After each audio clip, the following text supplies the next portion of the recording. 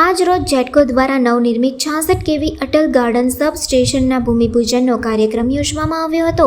આ સબસ્ટેશન ગુજરાતનું પ્રથમ એવું સબસ્ટેશન હશે કે જે પ્રથમ માળે બનાવવામાં આવશે। અંદાજે 63 કરોડથી પણ વધુના ખર્ચે અટલ ગાર્ડન સબસ્ટેશન બનવા જઈ રહ્યું છે।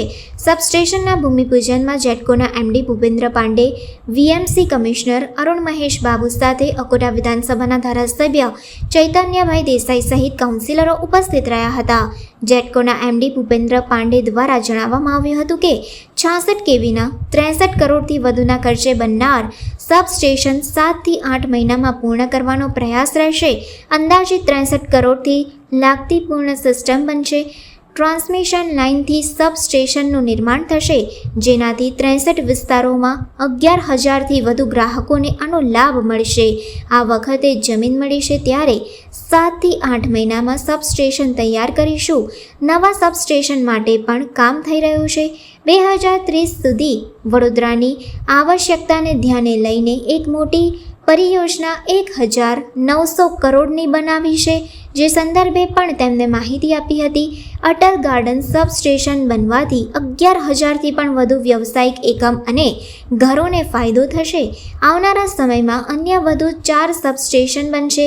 ગયા વર્ષે ચોમાસા દરમિયાન ઘણી મુશ્કેલીઓ પડી હતી, જેથી સબસ્ટેશનને હાઇટ પર લેવાનું પણ કામ થઈ રહ્યું છે। સમગ્ર બાબતે જેટકોના એમડી ભૂપેન્દ્ર પાંડેએ માહિતી આપી હતી। ये जो सबस्टेशन है 66 केवी का, इसमें साधारणतः हम लोग 7 से 8 महीने में इसको प्रयास करेंगे कि हम पूरा कर देंगे। ये 63 करोड़ 63 करोड़ की लागत से पूरा सिस्टम बनेगा। ट्रांसमिशन लाइनों के साथ में सबस्टेशन का निर्माण होगा और इससे करीब 63 विस्तारों में 63 विस्तारों में 11,000 से ज़्यादा ग्राहकों को इससे फ़ायदा मिलेगा। पिछले साल जो लोगों को थोड़ी दिक्कत हुई थी, उसके पहले क्योंकि बहुत दिनों से हम प्रयास करते रहे, हमको ज़मीन नहीं मिल पाई थी। इस बार सौभाग्य से हमें ज़मीन मिली है, सभी लोगों के प्रयास से, मदद से। तो इस बार हम इसको 7 से 8 महीने में सबस्टेशन तैयार कर देंगे, तो लोगों को इस बार दिक्कत नहीं आनी चाहिए। उस पर भी हम लोगों ने काम चालू कर दिया है। उस पर भी हमको जैसे ही भूमि मिल जाएगी, उस पर हमने काम का अप्रूवल कर दिया है और उसको भी हम आगे बढ़ाएंगे। मैं और साथ में बताना चाहूँगा कि 2030 तक के लिए बड़ौदा की जो आवश्यकता है उसको ध्यान में रखते हुए एक बड़ी परियोजना 1,900 करोड़ की हमने बनाई है, जिसमें विभिन्न तरह के सबस्टेशन, उसकी ट्रांसमिशन लाइन, एग्जिस्टिंग लाइनों का ऑगमेंट करना, ये सारा काम उसमें शामिल है। और 2030 तक में ये 1,900 करोड़ का जो काम होगा, उससे आने वाले कई सालों तक बड़ौदा को बिजली की किसी तरह की कोई प्रॉब्लम नहीं आएगी। एक विशेष रूप से और मैं बताना चाहूँगा कि पिछले साल एक अनफोर्सीन जैसा हुआ कि काफ़ी फ्लड लेवल बढ़ा है। HFA लेवल किसी कारणों से ऊपर हो गया, जो कि पहले कभी नहीं सोचा गया था। तो कुछ सबस्टेशन में पानी भर गया था, जिसकी वजह से लोगों को काफ़ी परेशानी हुई। उसको हमने स्पेशली वो काम हाथ में लिया है और उनको हाइट रेजिंग करने का कार्य हमने अप्रूव कर दिया और उसको काम भी हम शुरू कर रहे हैं। तो इस साल वो भी प्रॉब्लम नहीं आना चाहिए। हमने कुछ इस तरह के सबस्टेशन प्रयास किए हैं कि जहाँ पे फर्स्ट फ्लोर पे हम बनाते हैं। ये मेरी उम्मीद है कि ये सबसे पहले बनकर तैयार हो जाएगा। कुछ इस तरह के सबस्टेशन हमने और भी गुजरात में अन्य जगह पे चालू किए हैं। मुझे लगता है ये सबसे पहले सबस्टेशन होगा जो फर्स्ट फ्लोर पे इसका आ जाएगा।